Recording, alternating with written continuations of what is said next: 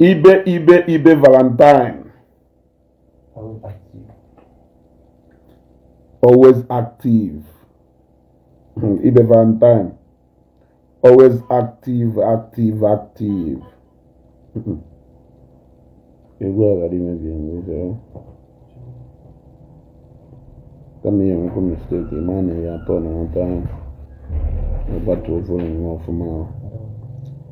Doris Abaluse. Biko, metwaka na share button. I want to tell you people my encounter. Hey guys, life in Lagos, Nigeria. My encounter with Mirabel. Metwaka na share button. Share this video. Share this video. Click on like and love. We mount Ibe Valentine. Always. I don't want them. I do easy. Share this video.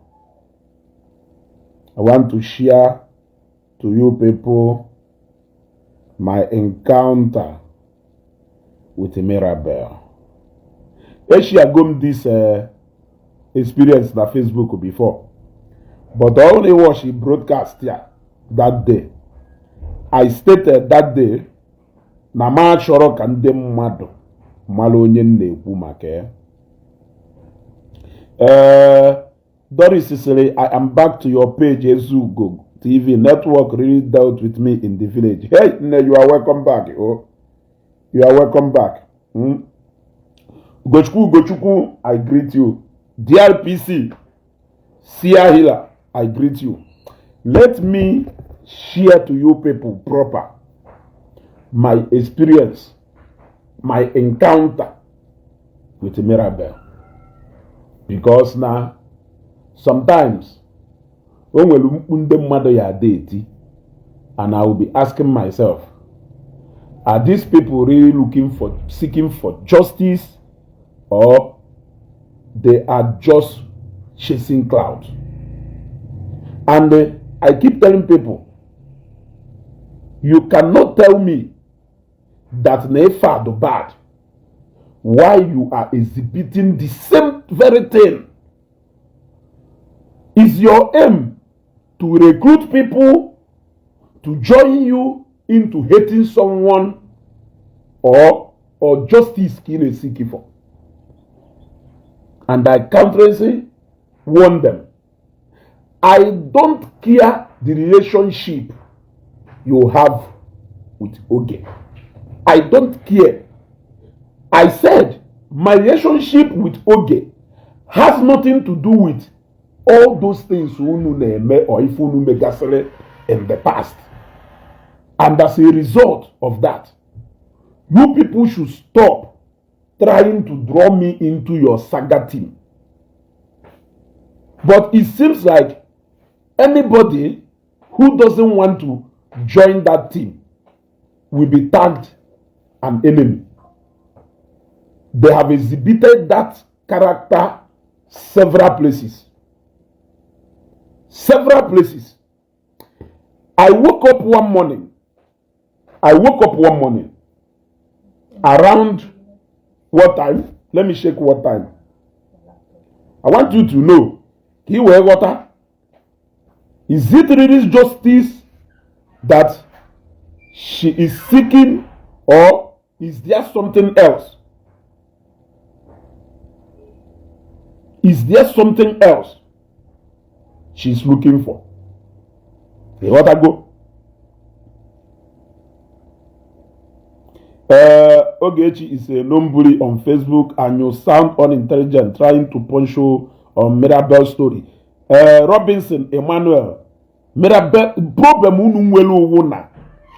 Let me tell you the problem, Robinson Emmanuel, and that is why I have strictly chosen not to dance like most of you. I have chosen not to dance like most of you. Any story you hear For as long as no nya aha go geshi iyi. For as long as no nya ebido by go geshi iyi. Doesn't make sense to you. Yes. It doesn't make sense to you. But what if I tell you that I don't want to get involved in that story? Is it going to make sense to you? You started with Oge during the time of Palace of Justice. I never knew when Palace of Justice existed. I only got to know about it. Yes. I only got to know about it when people started coming after me because they perceive that I am close to Oge.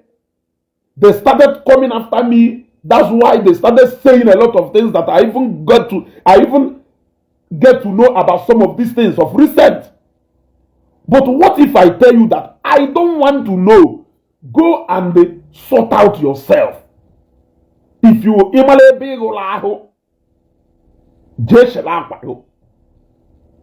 you must not get me into your side. Umenade Shingagwa Biko.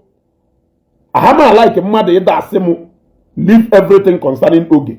Onwe content na-eme on a daily basis iji wee like him. That particular one na-eme nwere ndị ji wee hate him. I want you to know that. If you followed me because there is a cause I am fighting on Facebook and you love me because of that, I want you to know that at that particular time, I love him because of that. There are people actually because of that. Now, let this be one thing again. In like about even name. If it stop you from following me, that is best. If it stops you from following me, it is still a decision you can take. People love what I do for so many reasons. I can count it in series, a lot of things I have gotten involved in. Na Facebook here. All of them with alum lovers, followers, and the haters at the same time. A other go. When even my be na Facebook, they say na 100% of people in the area ya fun nanya make, or na hundreds of people in the area ya poma se make. It is not possible. When it gets to your area of interest, you can choose to go with it. In 30%, you can choose to go with it. Man, I'm like happier. But I think instead of you being unnecessary emotional, I think it's better you pay attention line after line. Maybe you can get the message. Man, mmadụ pụta na Facebook ebia kwuo ife onye ọ na-eme expect we pụta ha ka isi na onye awa ekwensu na onye awa amosu. What if I tell you that I don't want to get involved into whatever thing unu na-ekwu? Now, if what it requires me to do is to physically confront Ogechi so that you can be happy and love me, I am not going to do that. I don't know how it is going to. Onwelu dictate what I do on Facebook. Nobody can do that. And nobody is ever going to do that. I repeat, no person dictates what I do on Facebook. Nkahu mmelu iji wee like him. Nkahu imelu mmelu iji wee like him. Nwere onye ji wee hate him. Nkahu mmelu iji wee hate him. When they will like him, how do you want me to balance all these things? If the only crime I have committed is by not joining people to castigate Ogechi, then I will tell you that my relationship with Oge did not start as a result of saga on Facebook. And that is why I am going to tell you how I encountered MIRABEL for the first time. Aside the fact that I was running a program one day, a program that is completely neutral from all these things, that was even name na Facebook. I have where interest which I was discuss. Okay, Ika Bonangozi Constance blocked. Joseph Iwala blocked.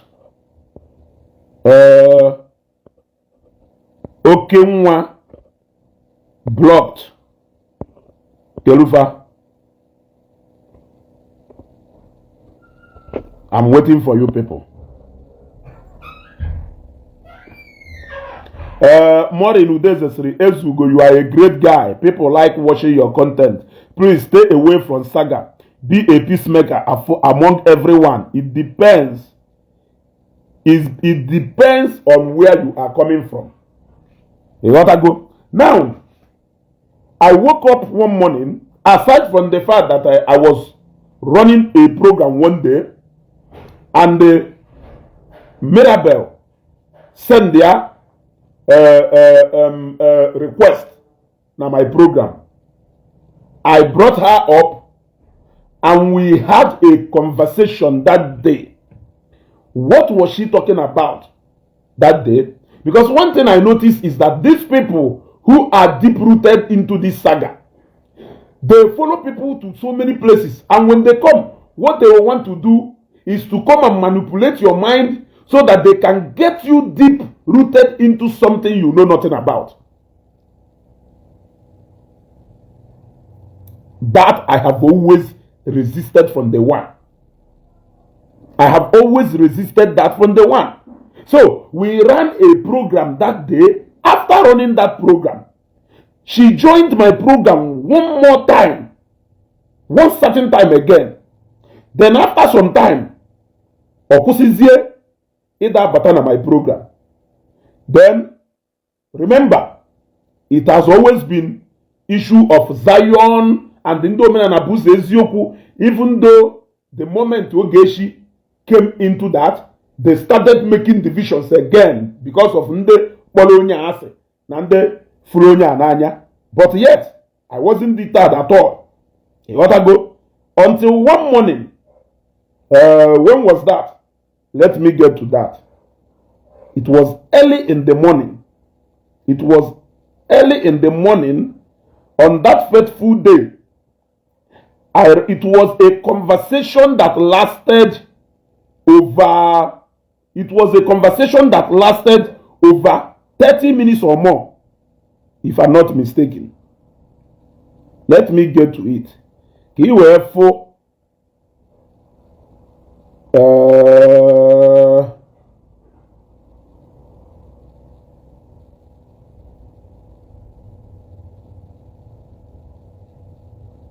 okay, yes. On that fateful morning, I woke up. It was around Kamano Yenyem date. He were for Kandem Madusi Achoku. 14th of November 2024 at exactly 6:55 a.m. in the morning.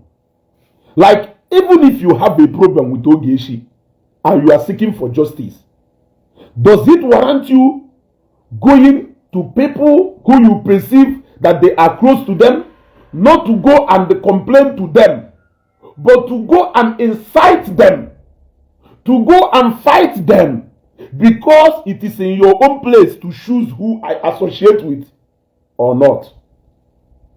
It is in your place to choose for me who I associate with or not. And you must get everybody to start talking for you with by fire, by force. It is going to be by force and by fire. That early morning, even follow as you go, in no sense. The evil you support today will backfire you. Remember, at the time when they did this message, there was nothing like issue of Mirabel happening on Facebook. It was all about Zion and whatever thing I in Facebook then having interactions. It comes from the time of Onyobodo and Ifenina. It has entirely nothing to do with her, apart from the fact that na that time onye obodo na ndị Zion nwelu wahala then na onye obodo decided, I mean with OGECHI, not Zion, before me make a mistake. Na that time onye obodo nwere problem with the OGECHI, that onye obodo decided to go after all those people had OGECHI nwere problem, and that was how he went to interview MIRABEL. That was how he went to interview MIRABEL.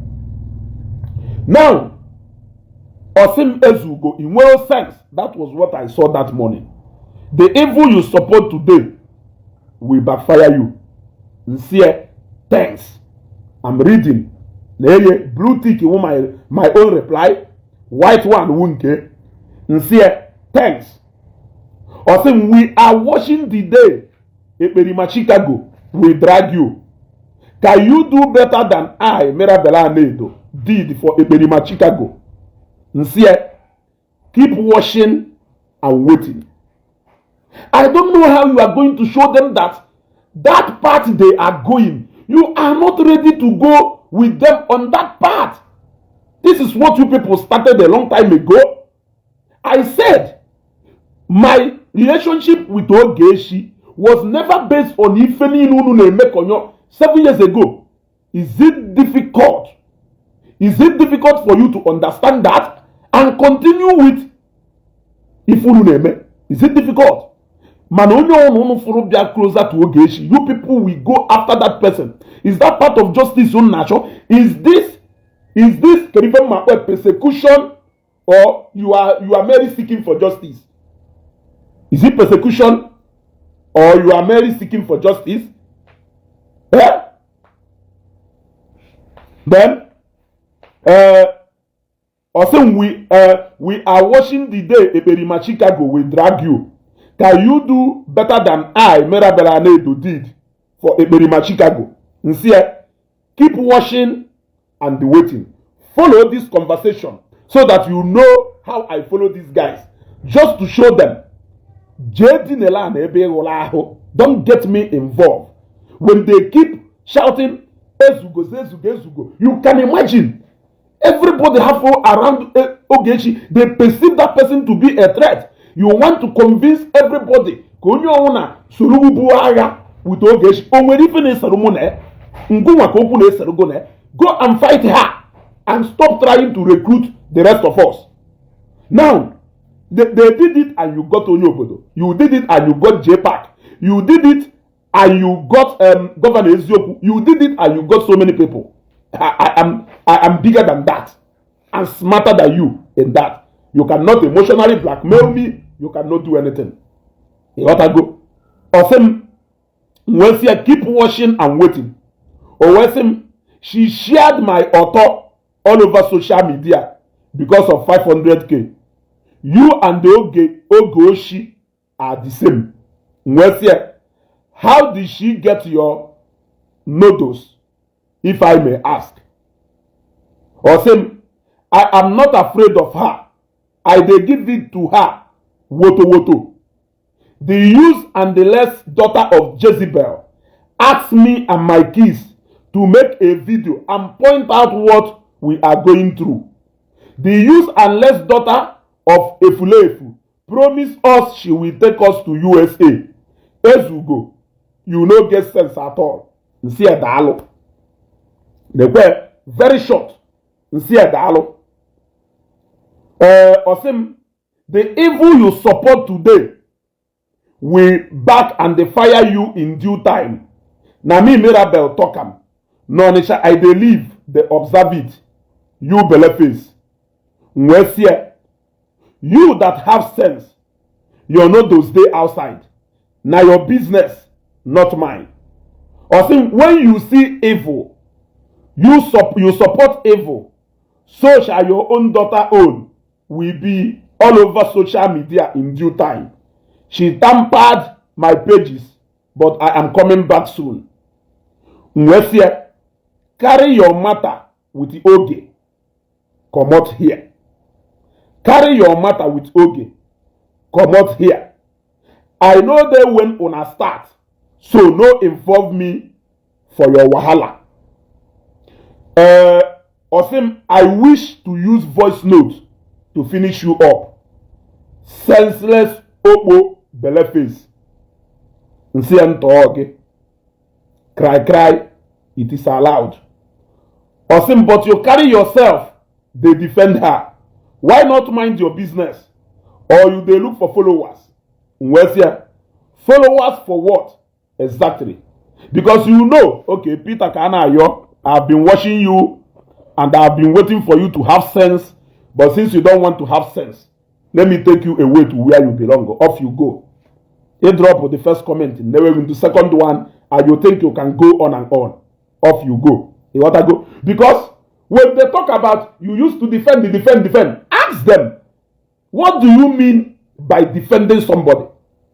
Ask them, what do they really understand by defending somebody? They only want you to come out on Facebook. Okay,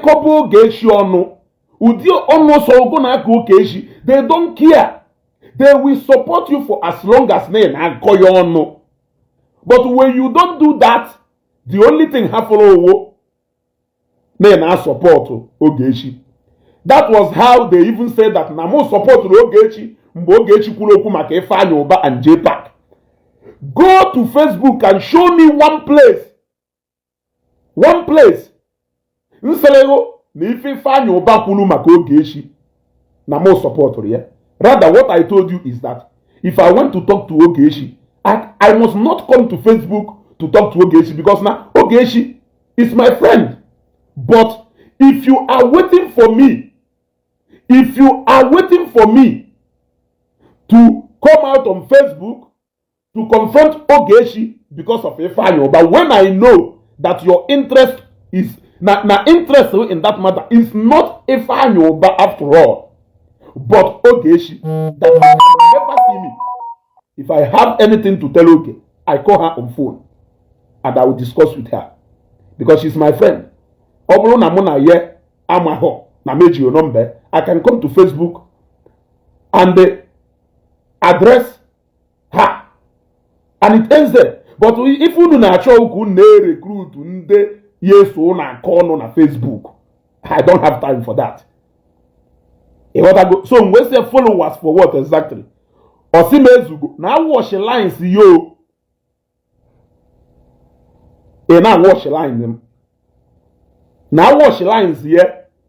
Now watch my line. Ezugo Makashi.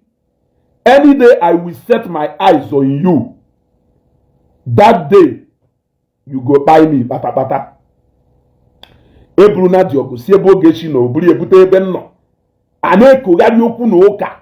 All in the name of now they defend the Oge. Now show justice. Now Judge Ekene, I'm going to answer you, and I will answer you correctly.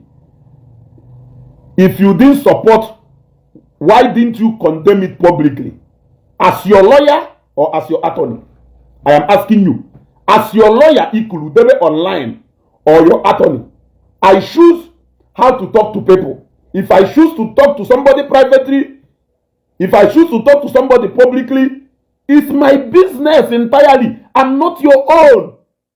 Yes, you are not even my follower that you are going to dictate to me how to react to issues. That is one thing you don't understand. Yes, I choose how to address things, either publicly or. But what I will want you to rather show me is a video where I am talking about, or any place on my page where I shared or I even recorded that video about Ifeanyi Uba or anybody and posted it on my page against other bloggers CGA make the headline. They post it all over their pages. Go and show me one. Can I video from that place?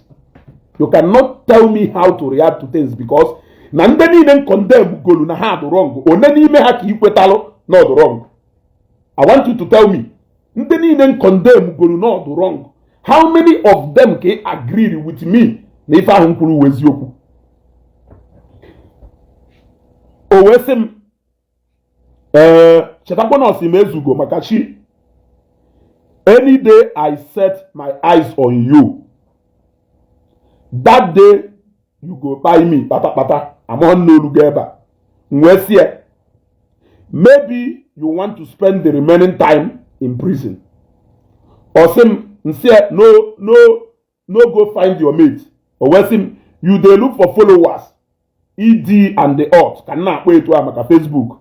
The day you started your page, I used to be on your live program, and I was welcoming her each time I send the request. I will bring her in. At a point, you started your evil supporting with a berima. We are belle face. Trust me. Ask OGECHI, who is this Mirabel, the fearless woman. As of this time on Equifa, there has never been anywhere where I was discussing about Mirabel with OGECHI. There has never been anywhere we brought up issues about Mirabel. I have never engaged in any issue concerning Mirabel. As of the time, this girl, none of my inbox, and this thing. The only challenge is that none of them the fish OGECHI na my program the same way this way fish oye na my program. You want to go? Now, and what stopped you from being in my program? Again, if I may ask. Your issue with the OGE can never affect my relationship with her. Owesim, the spirit of my late husband will frustrate OGECHI till she die. That is on her business and not mine. I know they were on our wahala start. So make una go sort on ourselves out. I was hammering it out to her, but she wasn't getting the point. That is on her business, not mine. I know they were on our wahala start. So make una go sort on ourselves out. Owesim, did I stop you from being a use and less biz, from doing your use and less biz with her? If you are a good man, why not advise her? Don't you have a daughter? Advise her on what exactly? I will rather advise you. Owesim, don't you have a daughter? You are hoping she go carry you go obodo oyibo. You are the most used and less thing on earth. A daughter of mine that her noodles find its way outside is not worthy to be called my daughter. I have the money to travel to anywhere around the world that I wish to. I started traveling over 15 years ago. Owesim, I pray to God to meet you someday. Then you go see the real madness in me. Makashi, with everything I represent, you are in the same zone, Anambra State, with me. I know be your mate. I will be in Nnewi on Sunday. Text me and I will tell you my location. An elephant know they hide for grass. I am not under fake account. I am not under fake account. Drop location. You go see the madness in me. Onopomo. Drop your number. Use a less set of FOLLS. I show me when you when say wetin you dey use my number do. I say text me and I will tell you where to find me. Osimezugo, you be confirmed zombie. When go and work on yourself. Osim Shilas, evil supporter of OGECHI. Let her come eat 500k now. Olodo group of scammers. And they don't allow your daughter to emulate. Don't allow your daughter to emulate this your lifestyle. Awesome. just one day. And say, okay, I say, don't allow your daughter to emulate this your lifestyle. It is very dirty. Or say, just one day. I said just one day. Ezugo. I said just one day. Opano okobulu. Nti shiriya. Nwesia. Sharing your noodles. Okay, I say, don't allow your daughter to emulate this your lifestyle. It is very dirty. Sharing your noodles up and down. Who even made you do all that? Does it really worth it? And if I should be advising Oge that saw and shared what you sent out yourself, and not you that made the video and sent it out, I tire for you. If in my life, I shared the noodles to anyone, if not my phone, I sold out to my shop neighbor. May all my kids buy. But if Oge Oshi bought that noodles with 200k just to hold me on ransom, if Oge Oshi no bought it with 200k from the guy I sold the phone to, may cancer buy me. If Oge Oshi no share it because of 500k, may I see my grave. He say, listen to me, what you don't know is higher than you. Without your first action, how would she have reacted to it? Without your first action of recording those things in the first place, how would she have reacted with it? You still don't get it. What is so fun in making such videos and keeping it in your phone? For what exactly? I expected you to learn from your mistakes, and that is all. Awesome. Is my phone none of your business?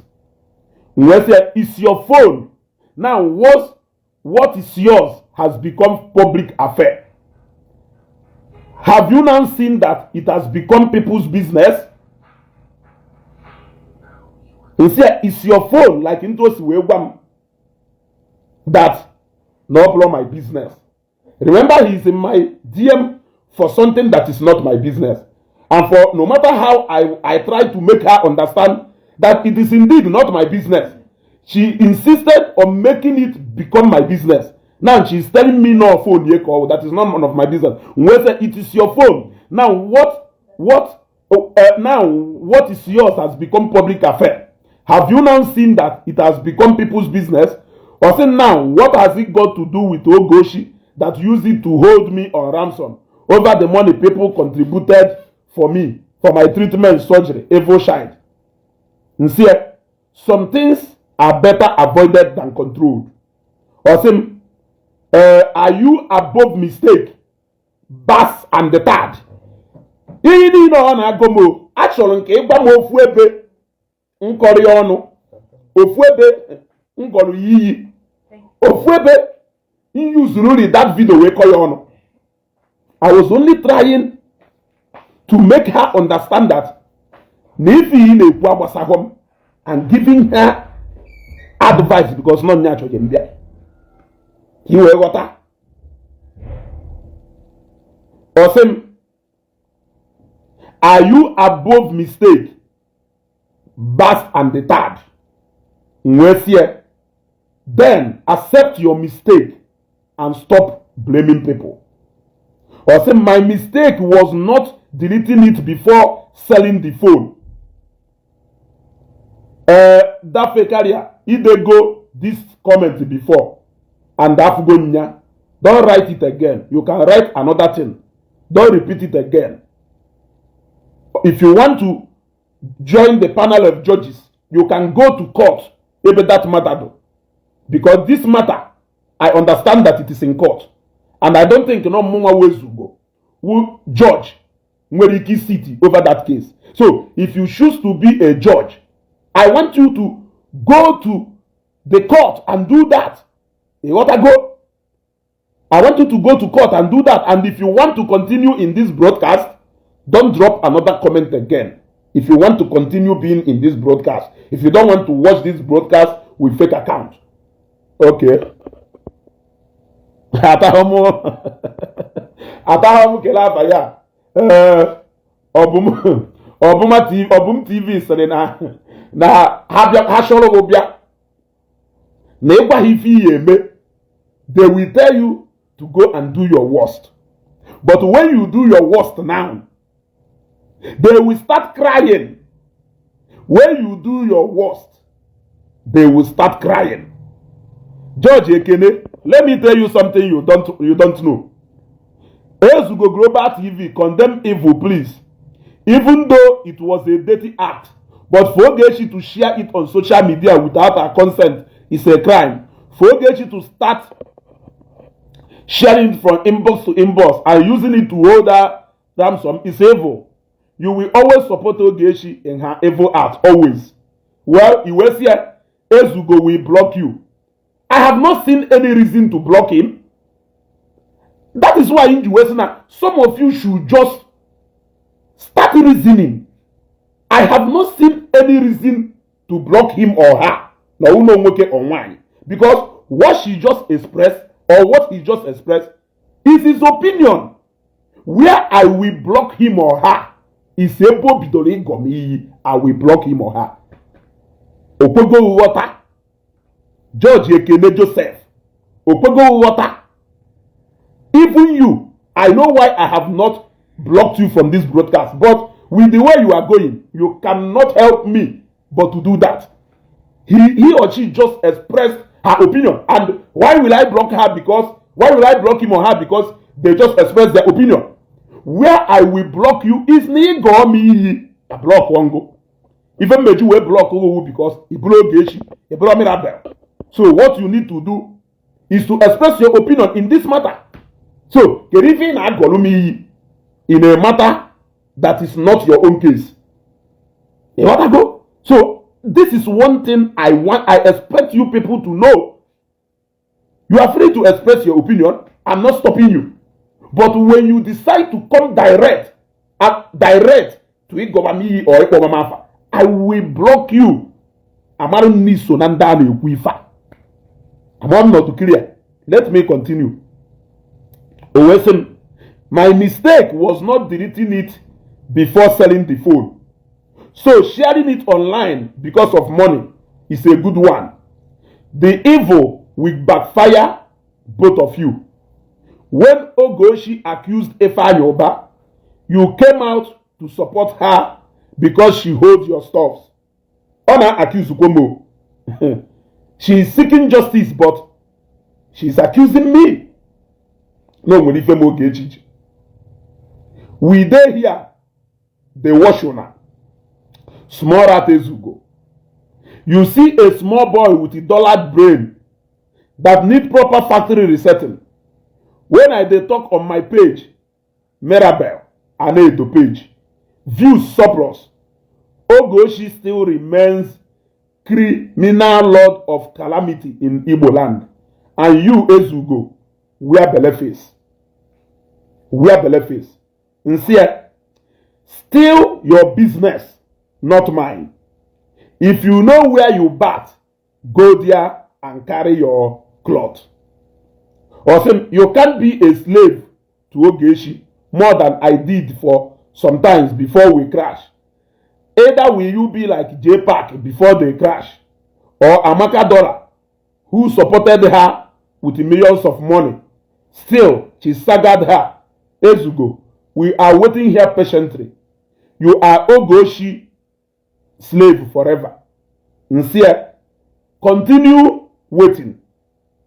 Osim, this is my real name and face. A fearless woman that defeated Eberima, Lord of Calamity. Nwesia, you defeated her, yet you are here crying. Osim Ezugo, I said I pray to meet you someday, Makachi. I go fight you to the last and disgrace you. Ask Idewater wife. Nwesia, when you featured on my program, she never said anything about you. But when you saw her on my program, you started crying. So between you two, who really defeated who? Or saying cry for who? I am attacking you here because of your stu and p and dt. You ought to go. And the empty daft brain trying so hard to impress Ogechi Ezugo wear belle face. You and J Park and at the same wear belle face. You moron. Oh, they smile. And say, I can't wait for the day you will see me. Osim beautiful. Ezugo, you think you are wise and smart. Let's see how it goes. Mwefia, I can't reduce myself to your level and class by calling you names. I am actually very wise and smart. I am glad you noticed it, and I really wish you are yourself. Maybe it would have avoided some issues. Avoid putting out your noodles anywhere next time, whether on your own phone or anywhere for any reason. Or same, like I said before, you are an evil person. We are already on it, you psychopath.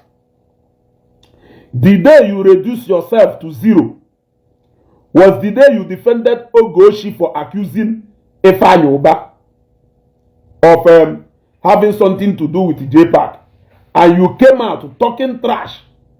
I used my account, Akalaka Nwanjaba, to comment on your program. Okay, if I was in avoid putting your noodles anywhere next time, whether on your own phone or anywhere for any reason. Whatever people who stumble on it do with it becomes your fault. Or say you evil supporter of Ogochi, you will soon be dealt with.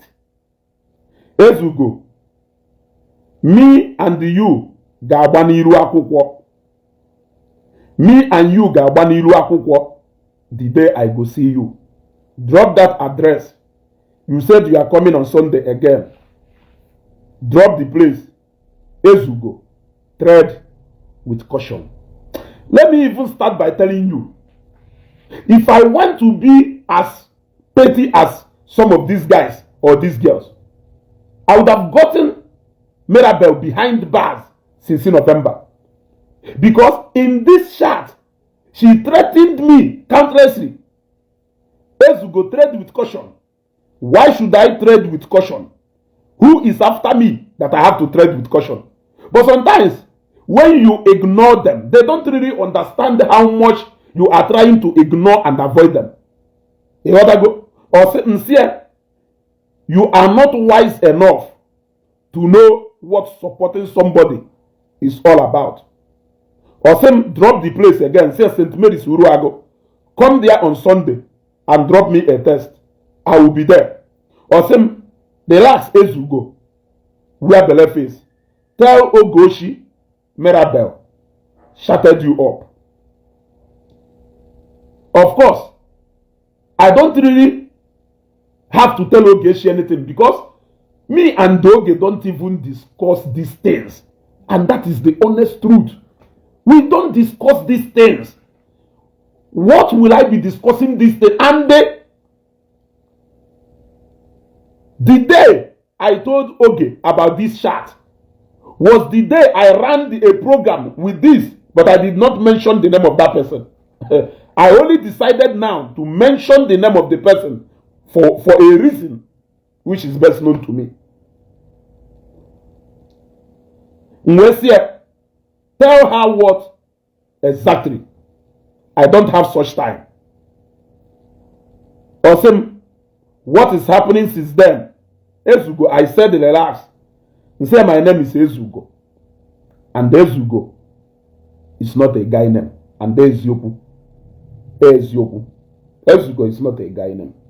Awesome. Now your head, you go use carry Ogechi problem.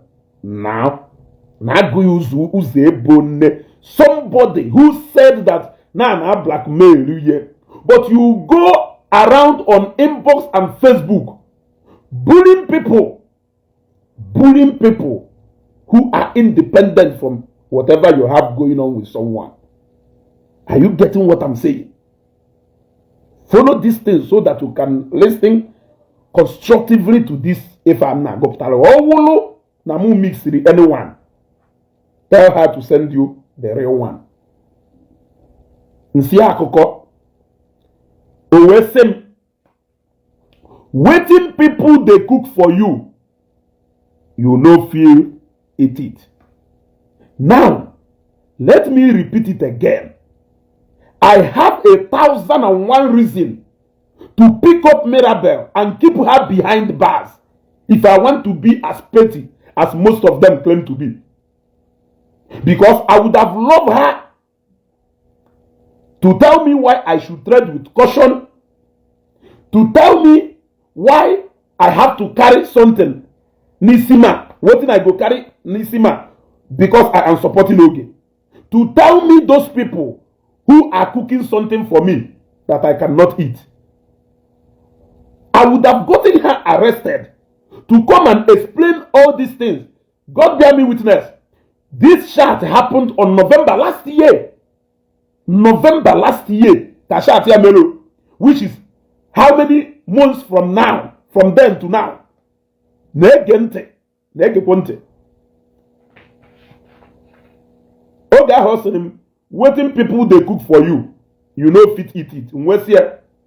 You know rich. Akoko. Say, imagine the way you people were patiently waiting for my crash with Oge because of Efa Yoba. And I shocked all of you.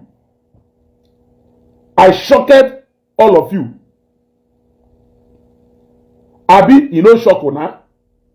That was on a higher strap, but it failed. Awesome.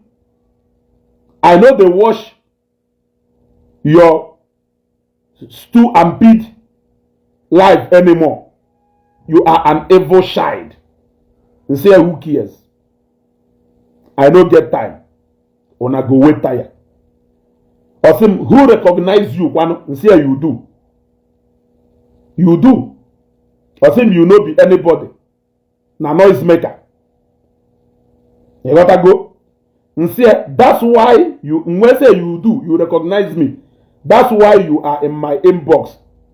Did I text you or you did? Keep waiting forever for the day me and Doge go get problem. You will wait tired. Awesome. I came across your videos like early this year because your go shipping goes full there for them to see me. That is all. And you accepted the request for me to join you. Nsia, learn from your mistakes. Learn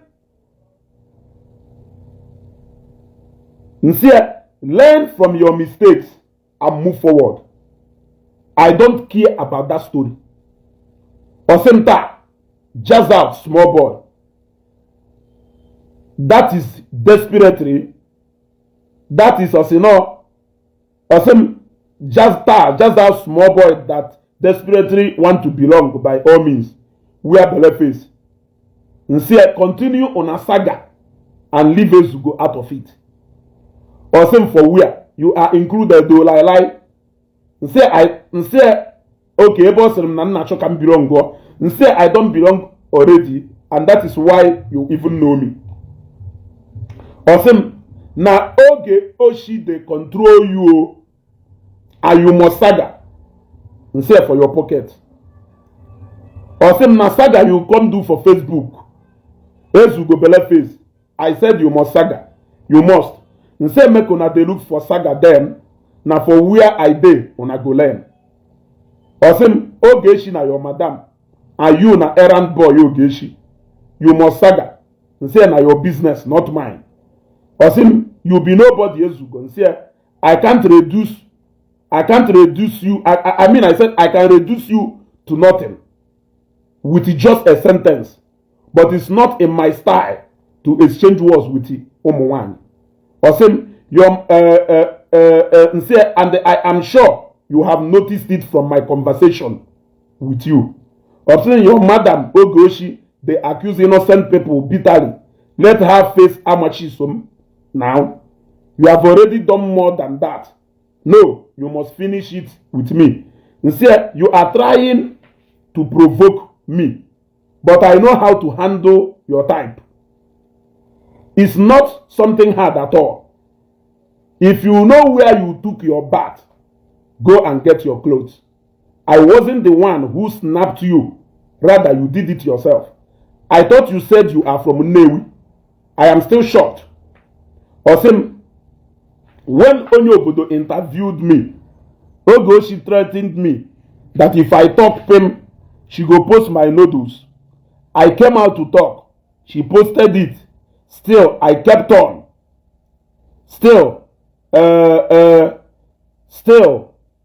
I came out to talk. She posted it. Still, I kept on calling her out. She blocked all my accounts. Still, I fear not to comment on her live program to show her she be nobody. I never said I am from Nnewi. I am from Ashina. I said the Zen zone within Anambra State. If I'm at Nnewi, I for don't find you come now. I dey Onisha. Oga, na 3 I dey stay. Then keep doing that with Oge. I don't need all this info you are releasing to me. I don't need it for anything. Osim, I said I'm dragging you because you be Obo. You no get Obolo. I must drag you because you dey with a Berima. You dey defend her for atrocities she dey commit. Your wahala. All for your pocket. All for your pocket. Nee.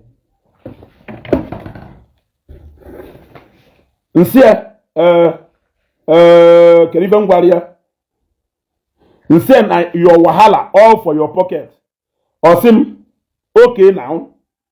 Imagine your pain that I did not saga Oge with Obama. People say, nothing one know no go see for Facebook. Oh. Osim, okay now.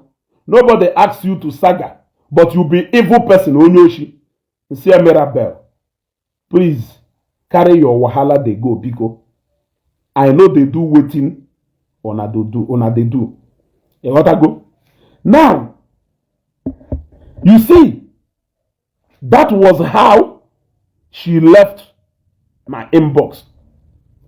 Now, if you have listened to this conversation from beginning to end, I want you to tell me, from the way she has confronted me over nothing, why do you think they were okay?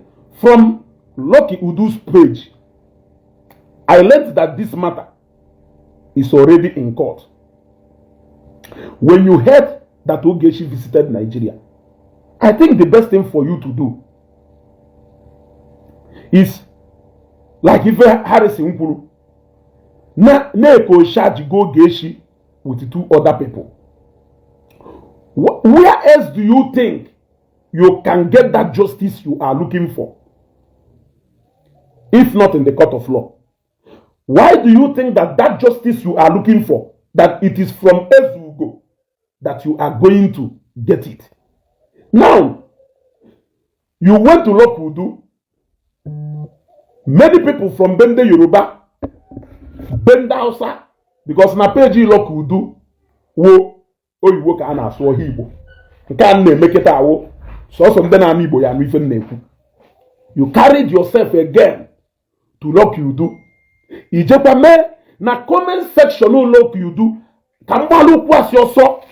I saw over 300 people that were demanding for that video, for those pictures. I saw over 300 people that was demanding for that video. And that sometimes wisdom is profitable to direct. That is why I said, outside that same thing, apart from discussing issues here and there once in a while, I choose to remain a benign because I stated my opinion on something does not mean you are going to drag me all through into that thing. I refused that from day one. Now this Facebook. Go away, even Nagota. I told you, I want you online.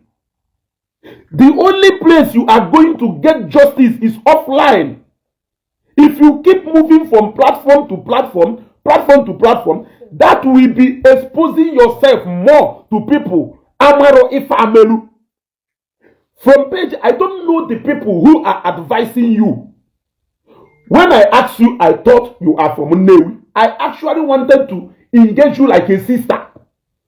Because if you go to Look You Do's page, thousands of many people, and the automatu many people, man, then I say, oh, let me tell you something. I said it in my video before, and they couldn't say, no, now the day I woke up and I saw about 18, 19 to 20 pictures and videos of Mirabel, now my inbox, sent to me by one particular account. I did not open any of them. Any of them. What I did was, fortunate, I greet you. I greet you, sir. What I did was, click on it, delete it, delete it. That was what I did. The more you keep carrying yourself from platform to platform, thousands of people who have not seen that video will want to see it because you want people to condemn something they cannot give judgment on. Which justice were you expecting to get? The matter which you have successfully taken to court, which is the highest place you can get justice. You want to keep carrying yourself. Baba, I greet you. You want to keep carrying yourself from platform to platform, exposing to people what they are almost forgetting. Why can't you wait?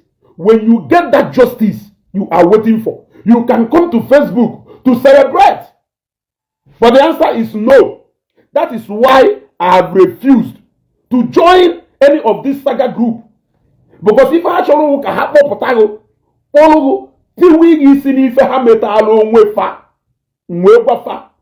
what I choose to talk about is what I will talk about. And I said it from Mpachambo. The first day I took a picture, or I took photos with the Uncle IB. Some of my fans wanted to react based on if but when I explained, so many of them understood. I told them, because we are talking about Omenana and Dokani cannot affect my relationship with anybody.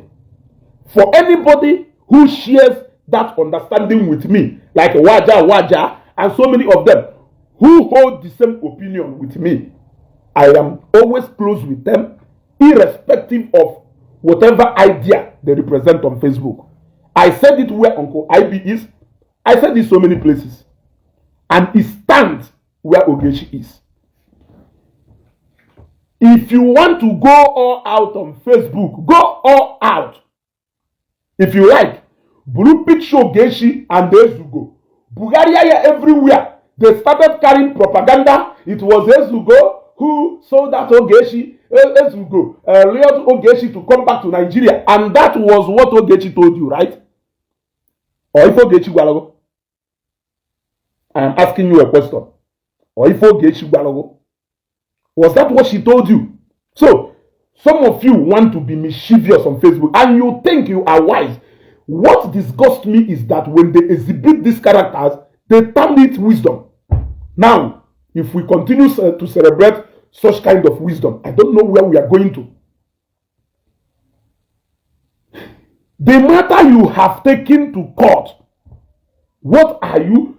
If you say you are going about to know if you can get sympathy from people to help you, then we will understand that this is a format you have devised. Only able to raise money. I saw it. A lot of people raise go money. But they may be giving you that money, using you as an evidence to saga. Like you do so far, So now one of the person who Fugolu do Nutra in all this, and maybe Harrison then, and maybe Harrison got an issue then, because ordinarily only Jepu explain what this thing ordinarily. I would blame that person if that person listening to your story and decide to be emotional. I may not blame that person. Because the story is such an emotional one. Except those people who are critical and want to get into it properly. How much would be enough? So, what brought about mentioning of Zion name and Zion ministry? The moment you choose to listen, okay, for once, let me listen to these people. Let me know exactly what they are saying. They will commit one blunder. Zion was not even around anywhere near Anambra when that incident happened. Zion never came to Ubo. I went to Ubo. You could have even said that Ezugo came and bailed him and bailed her. Now you said one powerful man, Zion, that is a member of Zion ministry. Was there really any need to mention Zion and Zion? Or were you trying to impress some people? Onye mago advice yago. You are the person who is constantly reminding people that there is still those pictures and videos that are still out there. You are the person who is constantly sharing it indirectly to new people based on all these things in Eme. I want you to know this. The highest thing you did, which nobody will blame you for, through Harrison taking that matter to court. And the only way you are going to pursue your justice is when you keep going through court process. All this crying out on Facebook is only going to draw sympathy for you. Take for instance, it is only a case left for the court to decide. But if you choose Yoruba, na comment section no lock you do. Go through. A lot of people now say, please, can somebody send me that video? Can somebody send me that picture? Even the madu na site browser the real one of Onyama, not on Facebook. Sometimes, okay, I was trying to be honestly, fight. Let me say it here on Facebook. Owolo na fight Mirabel. Nan side OGECHI will fight Mirabel. You will see it from my conversation with her. But I was trying to show her that this girl, I am not in this thing in Agwam. Whatever Owolo Namudo upset the way she is, that Namo aligned with OGECHI, and that matter, I am upset. Because Namusi from the opposite direction where she perceived me to be from. But I was trying, but in as much as she has slid into my inbox, I wanted to use that opportunity to tell her something which is going to next time, this is something that can be avoided. This is something that can be avoided. If you make such videos because you are attracted to such things, even if you keep it in a flash, even if you, take for instance, do you know that somebody could have easily created a fake account and share it? Who are you going to hold accountable? So, why did you not take the advice I was giving you? The only advice you want to get is people coming out on Facebook. that I have looked at emotion. Wherefore that emotion and sentiment they destroy people so faster. Because all this media outcry will not get you any justice, because the highest justice you got was Harrison helping you to take that matter to court. And don't look at the court with the two people not in Nigeria. Now, according to what you said, no Geisha no go to Nigeria. Is it not the time for you to do what Harrison said? Why coming to Facebook to come and announce to new people that a sheriff not in town? They will look out to reach out to that sheriff so that they can see what others have seen. Only ya like it. George had this matter from new people for the page you ya chogo to have before they judge. Now, hence, it will keep circulating. It will keep circulating. They do addicted to PORN. Or hanke ha wash the last 4 years, kahana wash it up. They will like to visit another site. Nobody likes to keep watching the same thing all over, even movie. So, what you are doing is accusing people committing something else where you are trying to get justice. Where you are trying to get justice.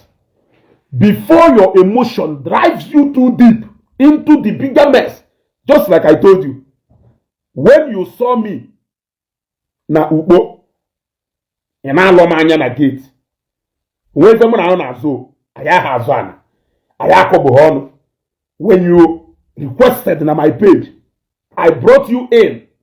When I brought you in, I never even knew about anything. It was you who came to my page. You started talking about OGECHI. We had an interaction about about OGECHI. Now, after that, during another of my program, you requested again, and I brought you in again. After some time, you stopped coming to my page. Now, what you expected was, after that day, which we were discussing about different things when you came up, is or if you name it, or if you have platform, other people on a Ghana, a life. You just continue now watching your own dirty linen outside. And if I don't romance your emotion, you will call me a bad person. The only action you need to take if you want the justice you are looking for is not in gaining media publicity. Yes. Onwelu, one lady, one girl Zobulu Miss Anambra before. Only that girl. Owelu mgbe ma amoho no ndenya na eno na contract ko gono easily not to say outside. The girl almost wanted to buy herself. At the end of the day, the man put two hands together, we console the girl. The same help in that girl, people go that help repeatedly, because any platform go. I ask you, how long do you want to keep moving from platform to platform, opening old something, going to tell new people that this is, you have shared it more than OGECHI did. You have shared it more than OGECHI did. Yes. You have shared that particular videos and images more than OGECHI actually did. That girl, that girl put herself together and moved on.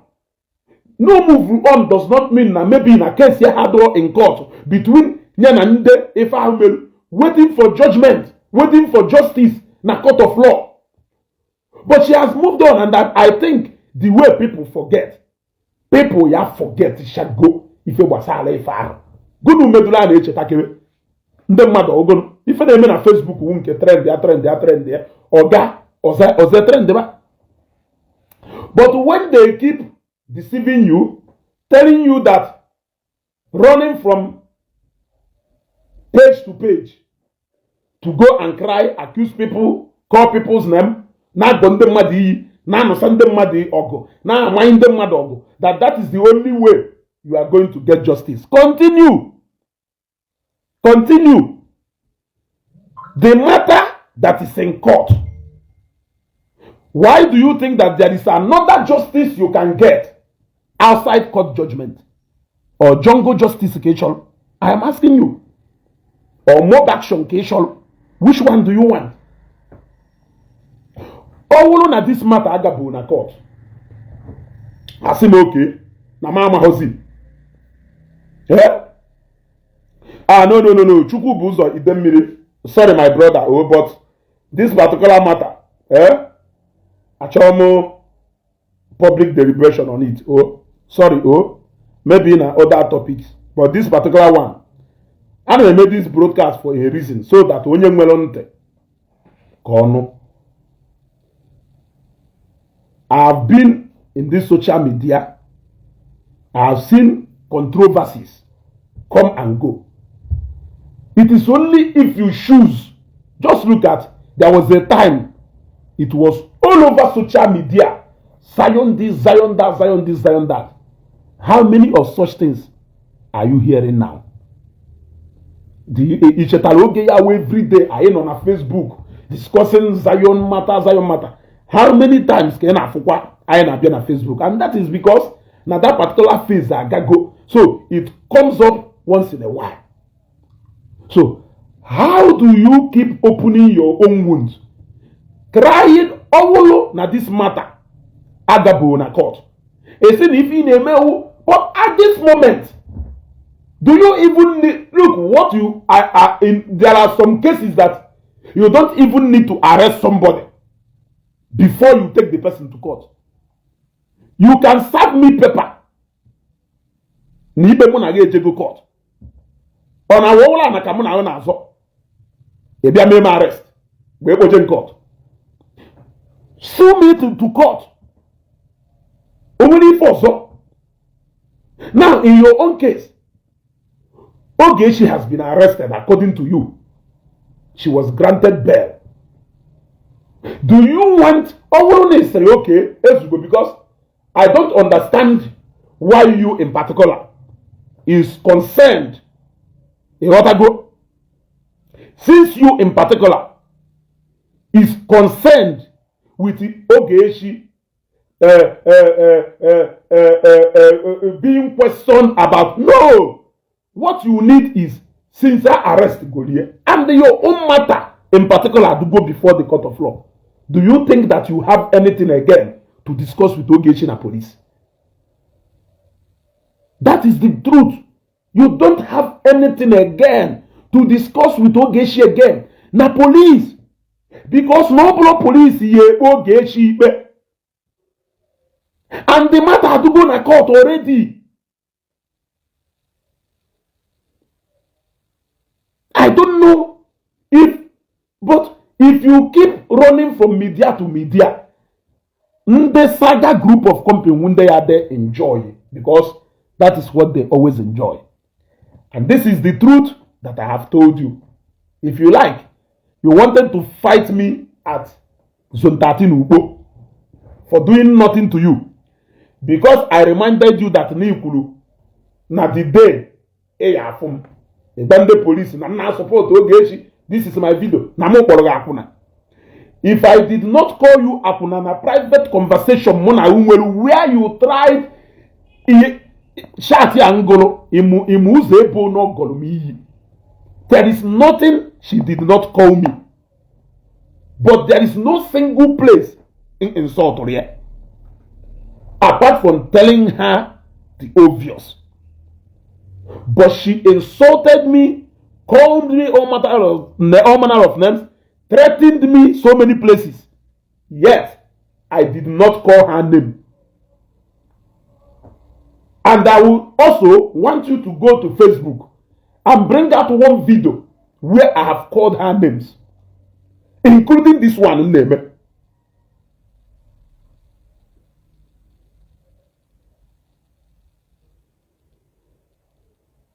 Did you hear me call her names? Contrary to some of them see around this program between Mirabel and OGECHI, where they will call OGECHI names from beginning to end, and they say they are looking for justice.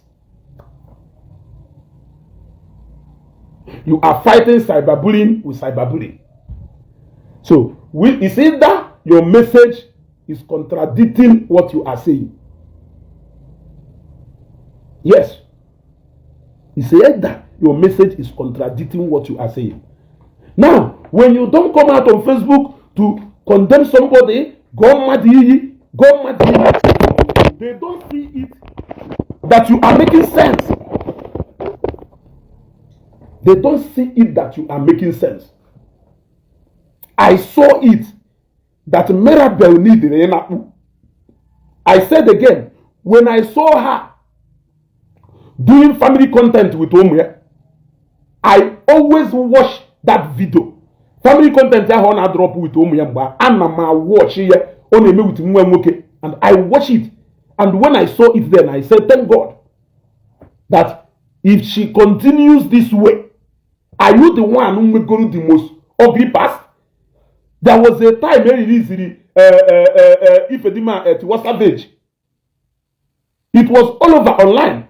Very easily, care for that guy again on care for that guy. It is qualo ever. Care for that guy. All these people grew above all that, and they were not distracted. They continued. But if you go and ask them, they will tell you that they are still in court with whoever they perceive to have released that. If you choose to be running from platform, Sahara reporters, you are looking for the bigger platform where you can go and expose yourself to more. Sometimes I doubt if you are really traumatized. Because if you are really traumatized, you can't be exposing yourself to more people. Out of 5,000 people, it is not 5,000 of all of them that will show mercy. It is additional 2,000 new people that will traumatize you more.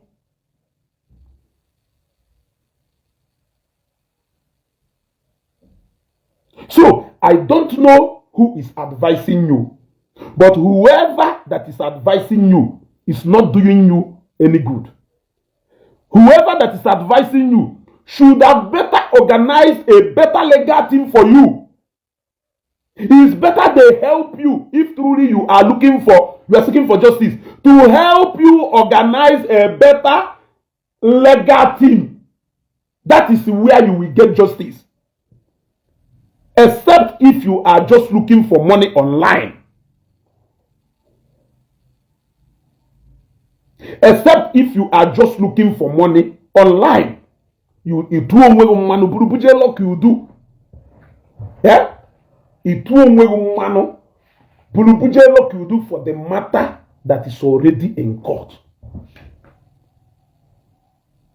The matter that already ended the last place it should go. The last hope of a common man. So when you say, I want people to come and help me, which kind of help exactly do you need? For people to bring OGECHI OKEKE, nobody can do that. And nobody can convict her except in the law court. So if there is anything you want, anywhere you want justice, if that help is not channeled towards Ife Gemena court, you are exposing yourself the more. They will still use it against you tomorrow.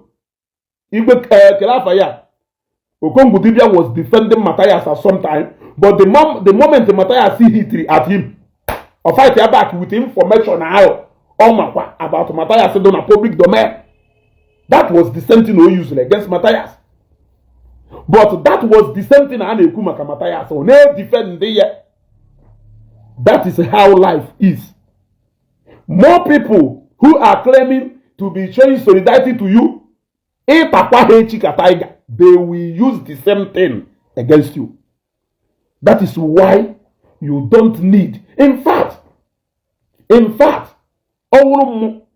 would rather look for a way to make that thing disappear on the surface rather than continue reminding people what they have forgotten, all in the name you are looking for justice. Sometimes anger may destroy madu.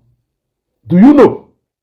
If you learn anger management and how to manage your emotion properly, there are some things you can handle properly with sense. This one is one of them. You need this matter to leave the media space to the ground in reality where you can get the actual justice you are waiting for. Aligning yourself with the enemies of who you perceive you have problem with can only be escalating the matter. Don't forget, no upload OGECHI on Facebook. It is your own. When people find out that it is not being talked about anymore, everybody will forget about it. Even in the Jena phone, we start removing it. But I don't know. You wanted me to do what exactly? I am asking you. I said, if I want to talk to my friend, I will pick up a phone. Take for instance, before. One guy, misunderstanding about a transaction. OGECHI OKEKE Ijowa we on my phone. Nkowachari Ijowa ife melu. That thing chiweme. Ijowa we oya. Owesi Ijowa na ezioku. Ijowa we gwe ni ife zugo na demand. O made that thing ozugbo. That matter do resolve immediately. You did not hear it on Facebook. Because all Ijowa needed to do is to pick up his phone and call me. And that was what he did. He may expect it. Ijowa be online. They say, as you go. No. It doesn't happen that way. He will rather do it with somebody on communication or control or maybe a kind of relationship. You know what I go? That is it. And I don't know how you people want to indirectly recruit people to saga. My friend Dines Godohi, I will keep advising my friend. If my day advice. That advice I must not advise him or her in your presence. I must not do it in your presence. Except if you are looking for something else. Because you want something you can lay your hand on. So that you can continue with your bickering. You want to go?